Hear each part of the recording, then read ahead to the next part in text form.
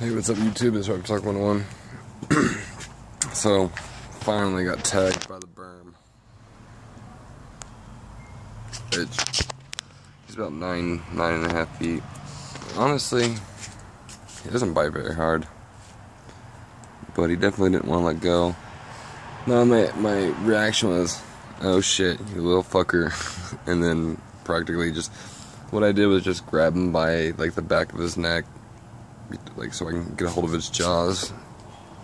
And he popped off pretty quick. He's just a little pissy. I wouldn't say he was aggressive. He's probably just cranky right now.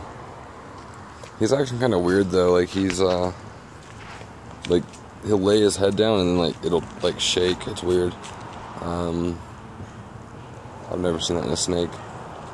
But yeah, I was gonna take him outside and let him roam around the yard, just because it seemed like he wanted to get out of his cage. I figured I'd let him get some exercise and roam around for a bit, and then decided not to strike in the cage, but to strike me as I'm walking out, which is weird because every time I've been bit by a snake, they typically bite or try to bite inside their cage, and once you get them out, they're fine.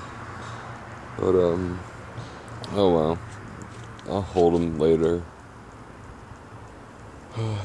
Nah, I know he doesn't bite. He bites like a little bitch.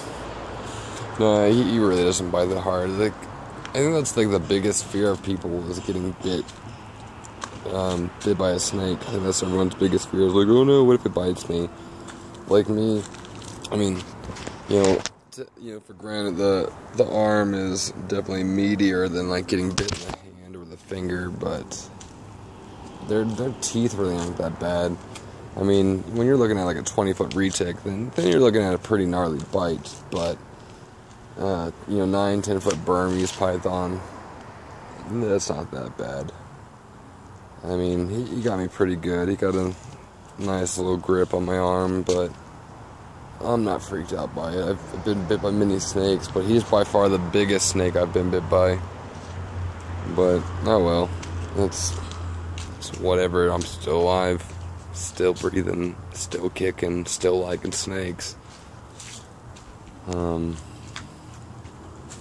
mean, for those that are afraid of snakes and afraid of getting bit, don't let that be the only reason or your main reason to be terrified of snakes, because I mean, there are some pretty nasty breeds of snakes, but not all of them bite, and chances of getting bit aren't that high. Honestly, like, that was the first time getting bit in over almost 2 years, and I can't tell you how many times I've been bit by dogs and cats and rats and other animals, but in 2 years without getting bit by anything or getting bit by a snake, that's pretty good, because I've been keeping snakes for a while.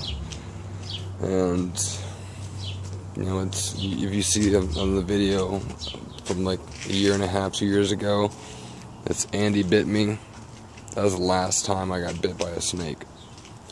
And like I said, I've been keeping snakes for a while. I mean, I get bit mainly by other people's snakes, like corn snakes and king snakes. You're tiny little nippy snakes that don't do anything, barely even break skin, if they break skin. But don't let that be a reason not to like snakes, or a reason to kill snakes or ban snakes. It's really not that bad. But I mean, and the reason they bleed a lot is, not many people know this, but snakes have an anticoagulant in their saliva, which we benefit from, if you think about it.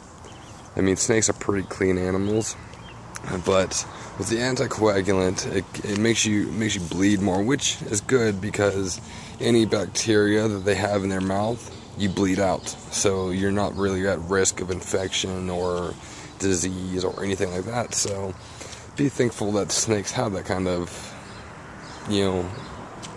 thing in their saliva. Like anticoagulant's pretty cool. So, I mean, anyways, thanks for watching, guys.